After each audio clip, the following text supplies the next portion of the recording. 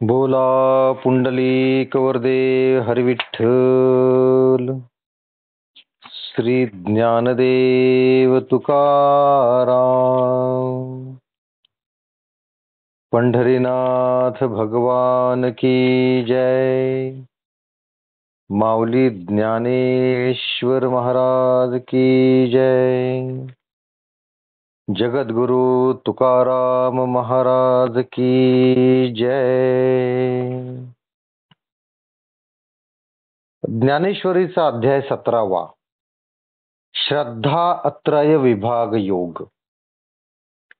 या अध्यायाचं आपण वाचन आणि निरूपण करत आहोत. 5 भाग झालेले आहेत. 145 ओव्या झालेल्या आहेत आणि 9वा श्लोक चालू आहे. 9व्या श्लोकाचं निरूपण अजून पूर्ण झालेलं नाहीये. आज आपण भाग नंबर 6 पाहणार आहोत. पण त्या अगोदर पाठीमागच्या भागांमध्ये काय झालेलं आहे ते थोडक्यात समजून घेऊन मग आपण पुढे जाऊयात. तर हा जो श्रद्धात्रय विभाग योग आहे याच्यात मुख्यत्वे करून 3 प्रकारच्या श्रद्धेच्या बाबतीत संपूर्ण उहापोह या अध्यायामध्ये आलेला आहे. 3 प्रकारच्या श्रद्धा म्हणजे सात्विक श्रद्धा, राजस श्रद्धा आणि तामस श्रद्धा. या अध्यायाची सुरुवात करताना ज्ञानेश्वर माऊली त्यांचे जे गुरु होते त्या गुरूंची स्तुती करतात. त्यांना गणपतीची उपमा देतात. तसेच भगवान श्री शंकरापेक्षाही माझे गुरु श्रेष्ठ आहेत असे म्हणतात. तसेच पहिल्याच अध्यायामध्ये भगवान श्रीकृष्ण अर्जुनास उपदेश करताना श्रद्धा या संदर्भात विवेचन करतात. आता हे विवेचन करण्याचं कारण हे असं असतं की पाठीमागच्या म्हणजे 16व्या अध्यायामध्ये अध्यायाच्या शेवटी भगवंतांनी असं सांगितलेलं आहे की वेदांच्या मध्ये सांगितल्याप्रमाणे आचरण करावं, शास्त्रांप्रमाणे आचरण करावं, तर मोक्ष मार्ग तुम्हाला मोकळा होतो, अन्यथा मोक्ष मिळत नाही.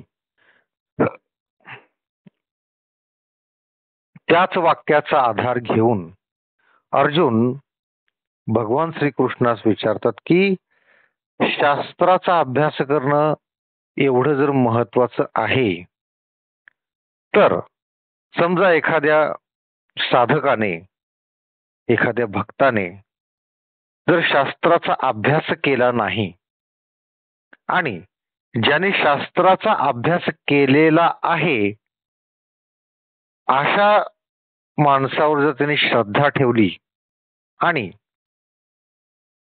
दान धर्म केले, देवपूजा केली, भूमीचं वगैरे दान केलं, आदी शंकर यांचे पूजन केले, अग्निहोत्र केले, यज्ञ केले, असे सगळे कर्म श्रद्धेनं जर केले तर अशा पुरुषोत्तमास सत्व रजव तम यापैकी कोणती गती प्राप्त होते ते आम्हास सांगा. असा प्रश्न अर्जुन भगवान श्रीकृष्णास करतो. त्यावेळेस भगवान श्रीकृष्ण श्रद्धा म्हणजे काय हे पहिल्यांदा सांगतात. तर श्रद्धा ही पाण्याप्रमाणे, पाणी जसं रंगहीन असतं तशीच श्रद्धा ही गुणहीन असते. परंतु ज्यावेळेस मनुष्य जन्माला येतो, तो जन्माला येतो तेच अनादी मायेच्या शक्तीने स्वभावतच त्याच्यामध्ये 3 गुण येतात. आता हे 3 गुण कोणते? तर सात्विक गुण, राजस गुण आणि तामस गुण. हे 3 गुण येतात. या 3 गुणातला जो गुण प्रभावी असतो, जो गुण प्रबळ असतो, तशी श्रद्धा बनते. म्हणजे ज्याच्यामध्ये सात्विक गुण जर प्रबळ असेल तर ती श्रद्धा सात्विक श्रद्धा बनते, आणि सात्विक गुण जर वाढला तर असा मनुष्य मोक्ष फलापर्यंत जातो. या सत्वगुणाच्या अनुरोधाने तो मनुष्य मोक्ष फलापर्यंत जातो. पण राजस गुण जर वाढला तर तीच श्रद्धा कर्म करण्यास लागते, आणि जर तमोगुण जर वाढला तर त्या श्रद्धेचा भंग होतो, आणि तीच श्रद्धा त्या साधकास वाटेल ते भोग भोगण्यास उद्युक्त करते. म्हणजे काय की एखाद्या घरामध्ये एखाद्या कुटुंबामध्ये 3 मुलं आहेत. एक लहान, एक मधला आणि एक मोठा. मोठा आहे तो सगळं आई वडिलांचं ऐकतो, सगळं देवधर्माचे सगळ्या गोष्टी करतो, दानधर्म करतो, आलेल्या साधूंना, आलेल्या वाटसरूंना पाणी देतो, काय जे काय घरी आहे ते त्यांना दानधर्म करतो, त्यांच्या तहान लागली असेल तर पाणी देतो, भूक लागली असेल तर अन्न देतो. दुसरा जो मुलगा आहे तो थोडासा ऐशारामी आहे, आराम करणार आहे, सगळे भोग भोगणार आहे, आणि जास्तीत जास्त कर्म करणारा तो आहे. आणि तिसरा जो आहे तो मुलगा, सगळ्यात लहान जो मुलगा आहे, तो लाडाने म्हणा किंवा आई वडिलांनी त्याला थोडस जास्त त्याला महत्व दिल्याने म्हणा, तो थोडासा तामस आहे, रागीट आहे, आणि काय तर वाट्टल त्या गोष्टी करतो, सगळं मलाच पाहिजे. इतर 2 भावांचंही हाच खातो, त्यांचे कपडेही हाच वापरतो, सगळं ऐशाराम वगैरे करतो. म्हणजे हे 3 प्रकारचे 3 भाऊ आहेत. आता अशा 3 प्रकारच्या 3 भावांना जो मोठा आहे त्याच्यामध्ये सात्विक श्रद्धा उत्पन्न होते. श्रद्धा ही सारखीच आहे, सगळ्यांच्या बाबतीत सारखी आहे, पण मोठा भाऊ हा सात्विक असल्यामुळे त्याच्या मनामध्ये सात्विक श्रद्धा उत्पन्न होते. जो दुसरा भाऊ आहे तो राजस, त्याच्या मनामध्ये राजस श्रद्धा उत्पन्न होते, आणि तिसरा जो आहे तामसी जो आहे त्याच्या मनामध्ये तामसी श्रद्धा उत्पन्न होते. अशा पद्धतीनं जसे जसे तुमचे गुण आहेत तशी श्रद्धा आणि तसेच फळ सुद्धा मिळतात. लक्षात आलं? एकाच कुटुंबातले 3 भाऊ असून आई वडील सगळ्यांना सारखेच प्रेम करतात, सारखेच संस्कार करतात, परंतु स्वभावताच गुणच जर त्यांचे असे असतील, कुणाचा सात्विक गुण आहे, कुणाचं तामस आहे, कुणाचं राजस आहे, त्याप्रमाणे श्रद्धा बनते, त्या पद्धतीने ते कर्म करतात, त्या पद्धतीने त्यांना फळ सुद्धा मिळतं. फळ काय मिळतं बघा, जो सात्विक आहे त्याला मोक्ष फलापर्यंत तो जातो, जो तामस आहे तो कर्म करावं, त्याला श्रद्धा त्याच्याकडून कर्म करून घेते, आणि जो तामसी आहे त्याला भोग भोगण्यास उद्युक्त करते. आणि ही जी श्रद्धा जी उत्पन्न होते, जसं आता 3 भावंडांच्या उदाहरणावरून तुमच्या लक्षात येत असेल की या जन्मातलं सगळंच त्यांना सारखं आहे, आई वडील सारखे आहेत, परिस्थिती सारखी आहे, सगळं सारखं आहे, संस्कार सारखे झाले, परंतु कोण तामस बनतो, कोण राजस बनतो, तर कोण सात्विक बनतो. असं का? तर हे सगळं पूर्व संस्कारानुसार श्रद्धा त्यांच्या मनामध्ये उत्पन्न होत असते. कसं? तर पाणी हे सगळ्यांसाठी सारखं आहे. ते जर मिरचीच्या रोपास दिले तर ते तिखट होतं, जर उसाला दिलं तर ते गोड होतं. तसंच श्रद्धेचं आहे. तुमच्यात काय आहे, तुमच्यातले गुण ती श्रद्धा धारण करते, आणि त्या प्रकारे ती श्रद्धा बनते. असे हे श्रद्धेचे 3 प्रकार आहेत, ते आपण आता पाहिलं. आता हे श्रद्धेचे जे 3 प्रकार आहेत, यांची लक्षणं काय आहेत? अशा पुरुषांची लक्षणं काय? तर सात्विक जे पुरुष असतात ते देवाची पूजा करतात, राजस असतात ते यक्ष राक्षसांचे पूजन करतात, आणि तामस जे असतात ते प्रेत आणि भूतगणांची पूजा करतात.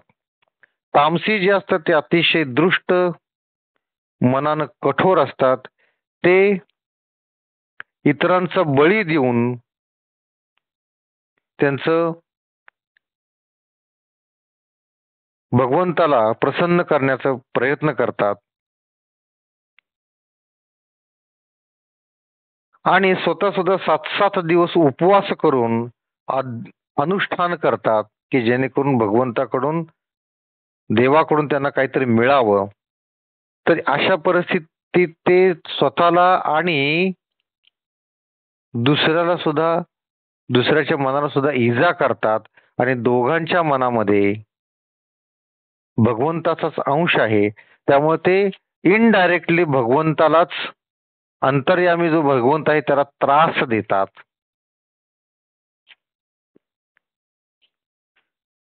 आता त्यानंतर हे हे जे 3 प्रकार आपण पाहिले, त्यानंतर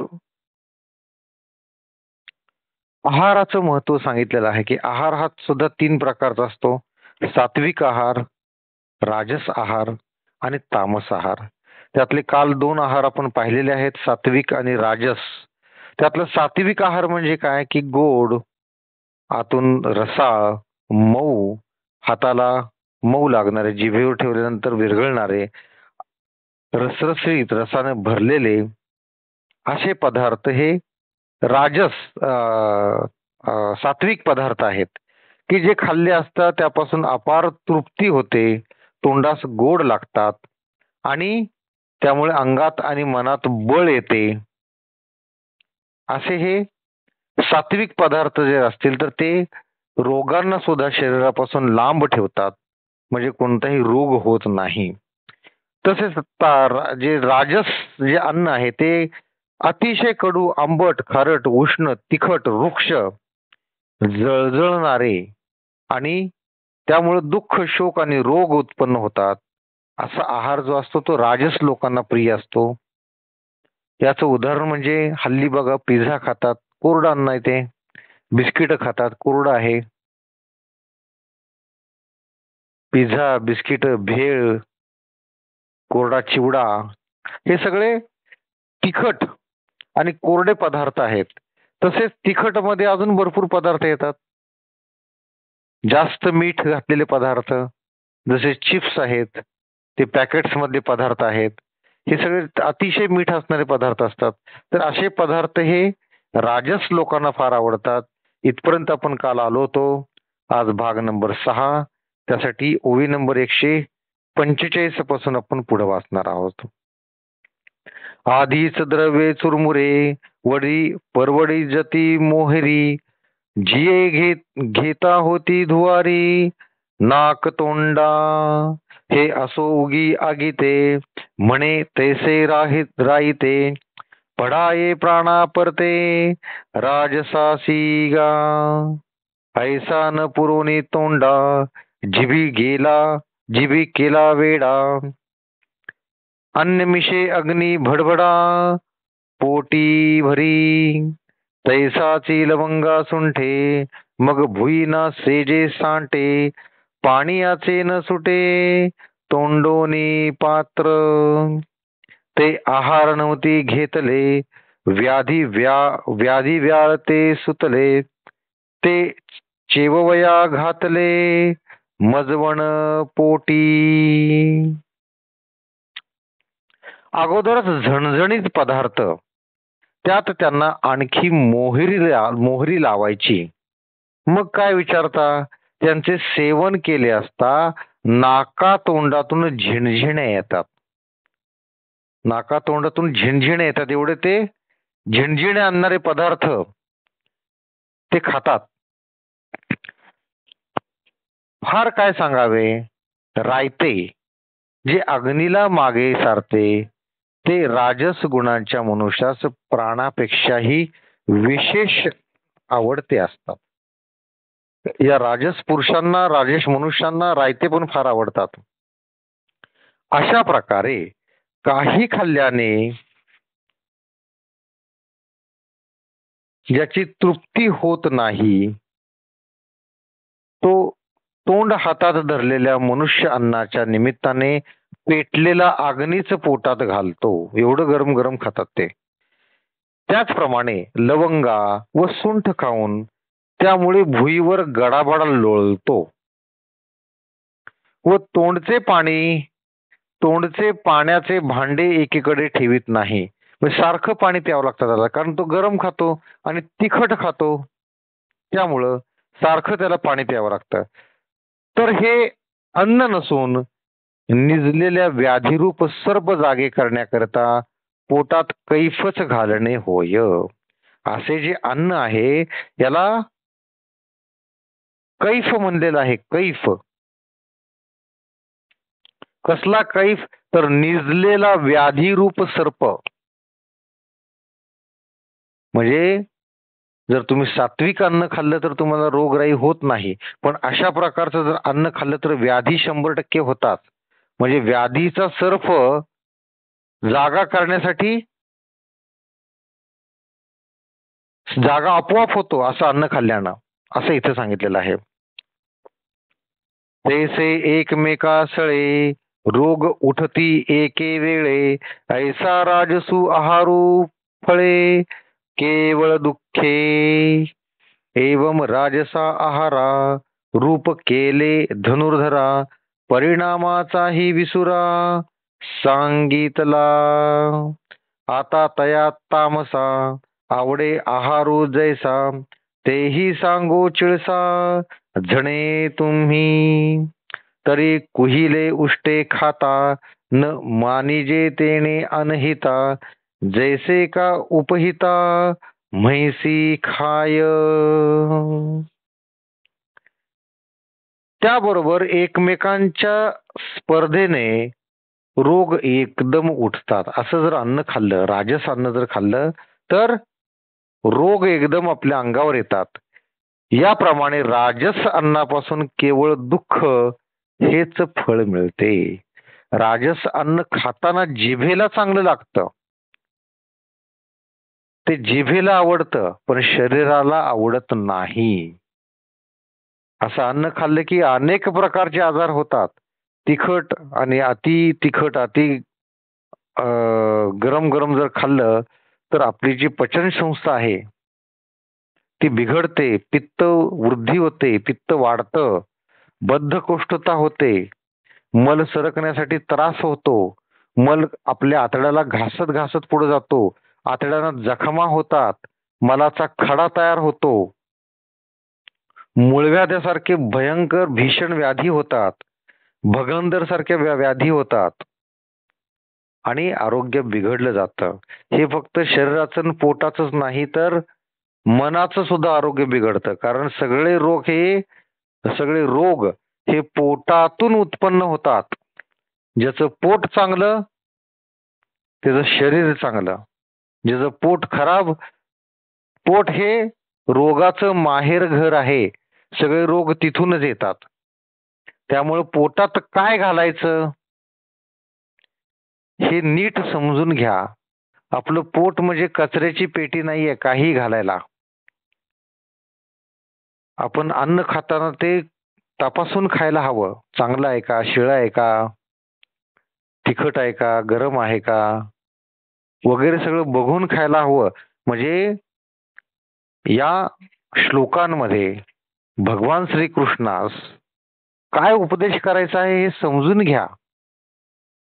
उगाच ऐकत जायचं त्याचा काहीच उपयोग नाही करायचा. आपल्या वागण्यात आणि बोलण्यात काहीच जर बदल होत नसेल तर ह्या ऐकण्याचा काही उपयोग नाहीये. अगदी सरळ भाषेत सांगितलेलं आहे की आहार कसा असावा, अगदी सरळ आणि सोप्या भाषेत सांगितलेलं आहे. तर हे आपण अंगीकारलं पाहिजे, नाहीतर काय होतं हे सुद्धा सांगितलेलं आहे. याप्रमाणे राजस अन्नापासून केवळ दुःख हेच फळ मिळते.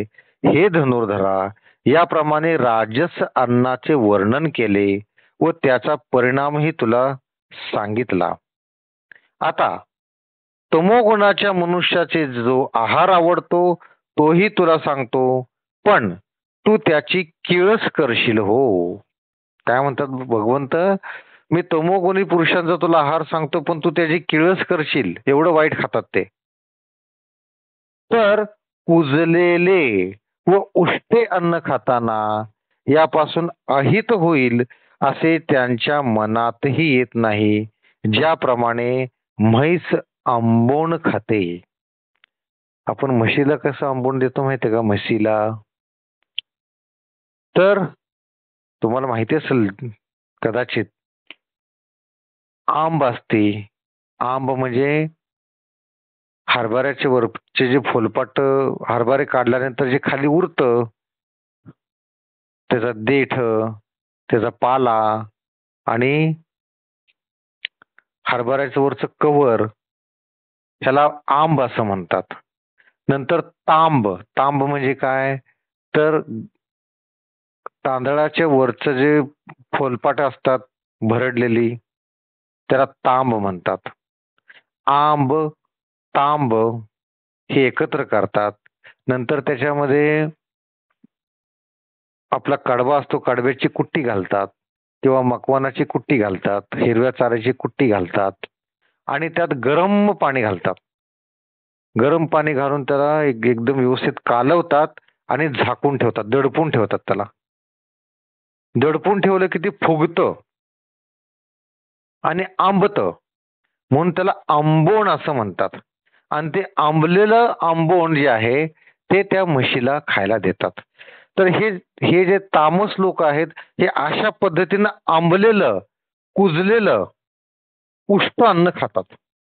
म्हणून भगवंत अगोदरच म्हणतात की मी तुला सांगेल पण तुला त्याची किळस येईल हो, असं म्हणतात. आता अजून कशा पद्धतीनं तामसी लोक अन्न खातात ते बघण्यासाठी आपल्याला अध्याय नंबर 10 हे वाचावं लागेल. जे अर्धवट शिजलेले, बेचव झालेले, आंबलेले, शिळे आणि उष्टे व अपवित्र असे अन्न ते तामसांना प्रिय असते. आता आपण ओव्या वाचून समजून घेऊयात. निपजले अन्न जैसे दुपाहरी का एरे दिवसे, अति करे ते तामसे घेई जेते, ना तरी अर्ध उकडले का निपट करून करपुनी गेले, तैसेही खाय चुकले रसा जे येवो, जया का अति पूर्ण निष्पत्ती, जेथ रसोधरी व्यक्ती, ते अन्न ऐसी प्रतिती तामसा नाही. ऐसे निकाय विषाये साधना वरपडा होये, तरी घाणी सुटे तवर आहे व्याघ्रू जैसा, का बहुवे दिवशी ओलांडिले स्वादपणे सांडिले, शुष्क अथवा सडले गाभिणे ही हो, तेही बळाचे हातवारे चिवडले जैसी राडी करे, का सवे बैसोनी नारी गोतांबिल करी. त्याप्रमाणे सकाळी शिजलेले अन्न दुपारी किंवा दुसऱ्या दिवशी खाण्याची तामस मनुष्याची अतिप्रीती असते. म्हणजे त्यांना सकाळचं अन्न दुपारी किंवा संध्याकाळी खावं असं वाटतं. त्याला शिळ अन्न म्हणतात. शास्त्रात काय सांगितलेलं आहे की अन्न शिजवलं की 1 तास 1.5 तासात ते खाऊन संपलं पाहिजे. मी असे काही महाभाग बघितलेले आहेत. बघा, सगळ्यात शिळ अन्न कोणतं? बिस्किट. सगळ्यात शिळ अन्न. कधी बनवून ठेवले काय माहिती, 2 महिने, 6 महिने, 8 महिन्यापूर्वी ते आपण चहात, दुधात बुडवून खातो. नंतर पिझ्झा कधी बनवून ठेवलेला असतो काय माहिती, ते आपल्या समोर गरम करून आपल्याला देतात ओव्हन मध्ये. त्याचं जे खालचं जे जाड भाकरीसारखं असतं ते कधी बनवलं असतं आपल्याला काय माहिती. नवे नवे मी असे काही लोक पाहिलेले आहेत की जे आठवड्याचा स्वयंपाक करून ती बाई त्यांच्या फ्रीज मध्ये ठेवते. अशी मी बाई पाहिलेली आहे की जी आठवड्याचा स्वयंपाक करून फ्रीज मध्ये ठेवते, कारण त्याला जॉबला जायचं असतं. आठवड्याचा स्वयंपाक मग ते बाहेर काढायचा, गरम करायचं, चपात्या गरम करायच्या आणि खायच्या. आठवड्याचा स्वयंपाक करायची ती बाई. आणि इथं शास्त्रात ज्ञानेश्वरीत काय सांगितलेलं आहे की सकाळचं अन्न दुपारी सुद्धा खाऊ नये. आणि हे एक एक आठवडा ते अन्न खातात. बिस्किटासारखे पदार्थ कितीतरी महिन्यापूर्वी बनवलेले असतात ते आपण खातो. म्हणजे आपण तामस आहारच घेत आहोत, लक्षात घ्या. मग तामस आहार खाल्ल्यानंतर विचार तामसीच होणार आहेत. सगळं मग तसंच होणार आहे.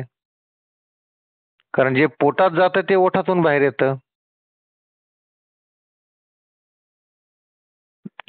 किंवा अर्धे कच्चे अथवा केवळ राखुंडी झालेले, राखुंडी म्हणजे एकदम करपलेले,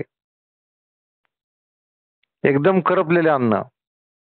त्याचप्रमाणे अति कडकडीत वा वाळलेले अन्न तू खातो. अति कडकडीत आणि वाळलेले अन्न म्हणजे पिझ्झा, वाळलेलं अन्न आहे ते. त्याच्यावर ते सगळं टाकतात, चीज वगैरे हे ते सगळं टाकतात. पण ते खरं तर ते बॅट जे खालचं जे असतं भाकरीसारखं ते अति वाळलेलं आहे. ते कधी बनवून ठेवले काय माहिती. जे अन्न पूर्ण पक्व झालेले व रसभरीत असते त्याला तामस मनुष्य अन्न असे मुळीच मानत नाही. जे ताजे अन्न आहे, रसरशीत आहे, रस भरलेलं अन्न आहे, त्याला हे तामसी लोक अन्नच मानत नाहीत. त्यांना असंच काहीतरी लागतं खायला, उडाप भुक्कड खाणं. असे उत्तम अन्न कदाचित खाण्याचा प्रसंग जर आला तर वाघाप्रमाणे ते अन्न ठेवून त्यास वास येईपर्यंत ते खात नाहीत. वाघ काय करतो? शिकार करतो. शिकार करतो, जेवढी भूक आहे तेवढं खातो, बाकीचं तसंच ठेवून देतो एखाद्या झाडाखाली, तसंच ठेवून देतो आणि त्याच्याच आजूबाजूला बसून राहतो. बघा, वाघाला जर पकडायचं असेल, एखादा नराधम वाघ जर असेल तर त्याला पकडायचं जर असेल तर शिकारी काय करतात किंवा आताचे जे वन अधिकारी काय करतात, त्याने शिकार करून कुठे ठेवले ते हेरतात आणि तिथं दबा धरून बसतात आणि मग त्याला पकडलं जातं किंवा तिथे पिंजरा लावला जातो वगैरे वगैरे. तर वाघाची प्रवृत्ती काय असते की एखादी शिकार त्यानं मारली, त्याला खायचे तेवढे ती खातो, पोट भरले की तिथंच ठेवतो सडण्यासाठी आणि तो ती शिकार 4-4, 5-5, 8-8 दिवस खात असतो. एखादा मोठा रेडा जर त्यानं मारला तर 8-8, 10-10 दिवस कुजून जातो, त्याच्यामध्ये माशा पडतात, आळ्या पडतात. तसं कुजलेलं सुद्धा अन्न तो वाघ खातो. तसे हे तामसी लोक असतात, त्यांना ताजं जरी अन्न दिलं तर ते ठेवून वास येईपर्यंत ठेवून ते खातात. किंवा ज्या अन्नाला बहुत दिवस झाले आहे असे रुची नाहीसे झालेले, कोरडे झालेले किंवा सडलेले अथवा सूत पडलेले. आता सूत पडलेले अन्न तुम्हाला माहिती असेल की भाकरी जी असते किंवा चपाती जी असते ती जर शिळी तशीच जर दडपून ठेवली, डब्यामध्ये झाकून वगैरे ठेवली, त्याला हवा जर नाही लागली तर दुसऱ्या दिवशी किंवा तिसऱ्या दिवशी जर आपण ती भाकरी मोडली किंवा चपाती मोडली तर त्यात तारा तयार झालेले असतात, धागे धागे दिसतात तुम्हाला त्यात. त्याला म्हणतात सूत पडणे. तर असलं अन्न ते खातात. हे ऐकायला सुद्धा कसतर वाटतं. म्हणून भगवंत अगोदरच म्हणलेत की मी तुला सांगेन, हे तामस लोक काय खातात हे तुला सांगेल, पण तुला किळस येईल हो. त्या अगोदरच भगवंतांनी सांगून ठेवलेलं आहे. अर्जुनांनी विचारलं त्यावेळेस श्रीकृष्ण सांगतात की मी तुला सांगतो पण तुला किळस येईल. आणि हे वाचल्यानंतर खरंच किळस येऊ लागली की सडलेले आणि सूत पडलेले, फदफदलेले, फेस आलेले असे पदार्थ सुद्धा हे तामसी लोक खातात.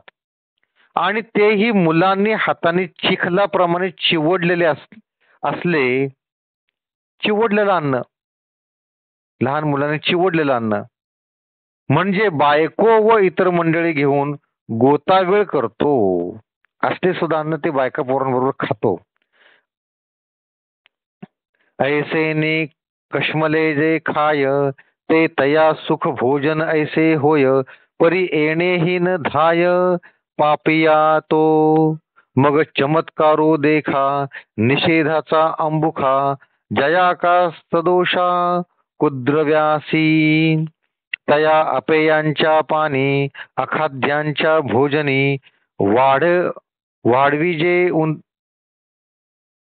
उतानी तमसे जे तेणे तव तामस जेवणारा ऐसेची मेचू हे वीरा तयाचे फल दुसरा क्षणी नाही जे जेव्हाची हे अपवित्र शिवे तयाचे वक्त्र तेव्हाची पापा पात्र झाला झाला तो की.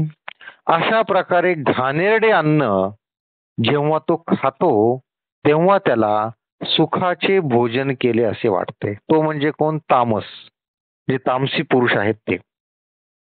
परंतु एवढ्यानेच त्या पाप्याची तृप्ती होत नाही. पाप्याची म्हणजे ते तामसाची. मग चमत्कार पहा की त्या वाईट पदार्थांवर शास्त्र निषेधाचा शिंतोडा पडून ते त्याज्य ठरले आहेत. त्या अपेयाचे पान करण्याची व अभक्ष्याचे भक्षण करण्याची त्या मनुष्यात अतिशय इच्छा होते. जे अभक्ष्य आहे, जे खायचं नाही असं सांगितलेलं आहे, ते सुद्धा खाण्याची इच्छा त्याची होते.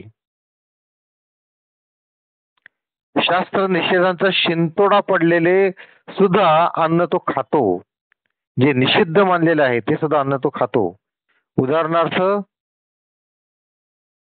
आपण 3 रस्त्याला नैवेद्य ठेवतो किंवा कुणावर तरी आपल्या आलेल्या प्रिय माणसावर आपण भाकरी ओवाळून टाकतो, नारळ ओवाळून टाकतो.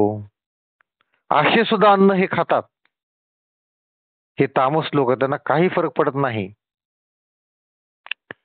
वीरा अर्जुना, अशा प्रकारे त्या तामस मनुष्याची असले पदार्थ खाण्याची आवड असते. त्या आवडीचे फळ त्याला तत्क्षणी मिळते. त्याच क्षणी त्याला ते फळ मिळतं. आता काय फळ मिळतं बघा. असं जर अन्न खातो त्याला काय फळ मिळतं? जे शिळं खातो, फेस आलेलं अन्न खातो, सडलेलं सूत आलेलं अन्न खातो, त्याचं काय होतं बघा. कारण ज्यावेळी तो त्या अपवित्र पदार्थांचे सेवन करतो त्यावेळेसच तो पापास पात्र होतो. हे अन्न खाल्लं की पापास पात्र होतो. आणि काय होतं ते आपण बघूयात.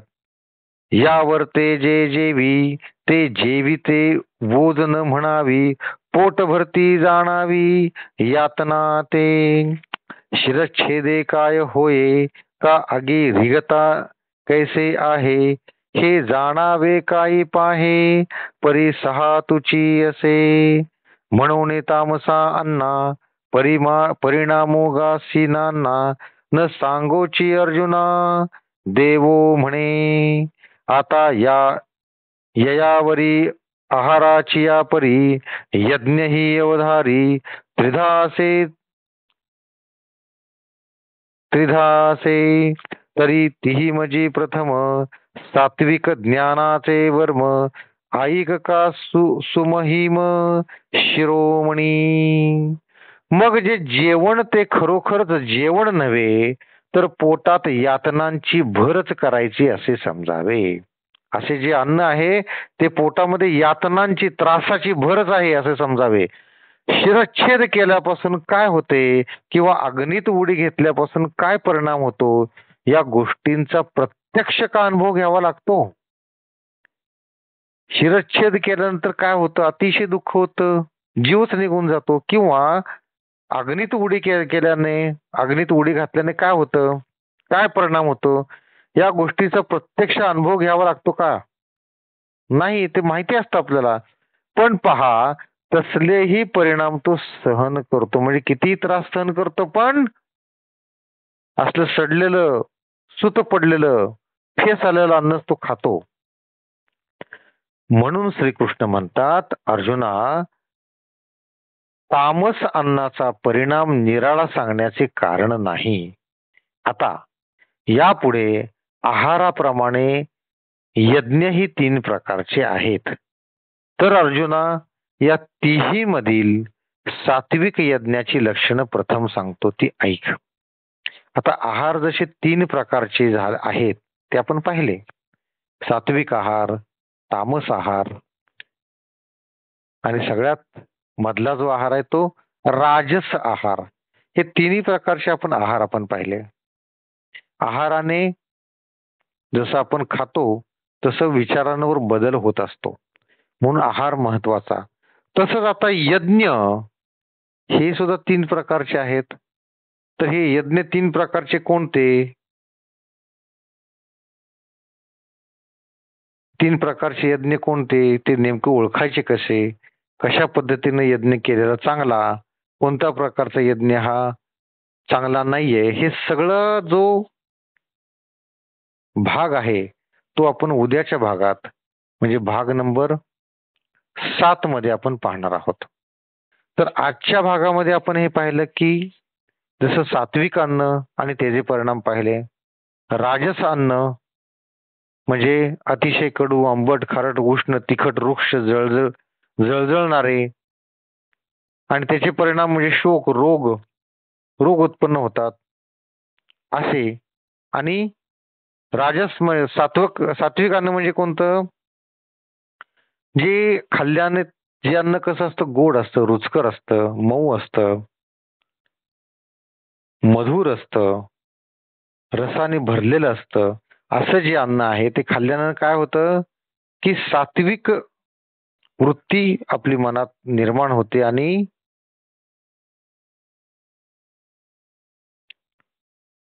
शरीरात आणि मनात बल निर्माण होतं.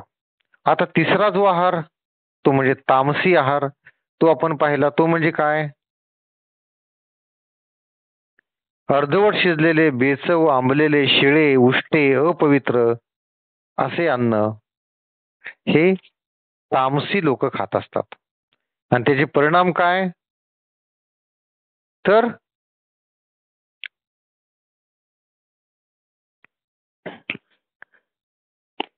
त्याची तब्येत खराब होते, त्रास होतो त्याला. ते अन्न म्हणजे साक्षात पोटामध्ये त्रास कोंबल्यासारखं आहे. तर आज आपण इथंच थांबवत आहोत.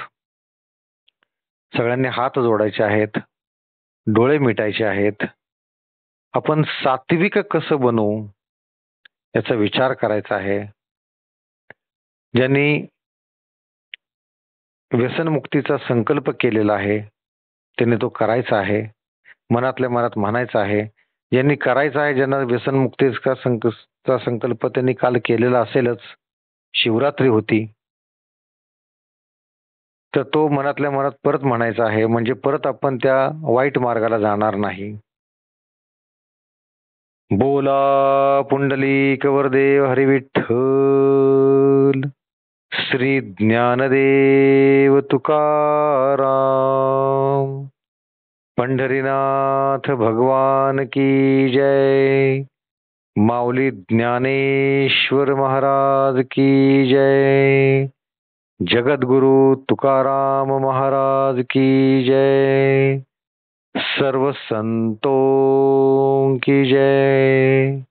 जय जय रघुवीर समर्थ.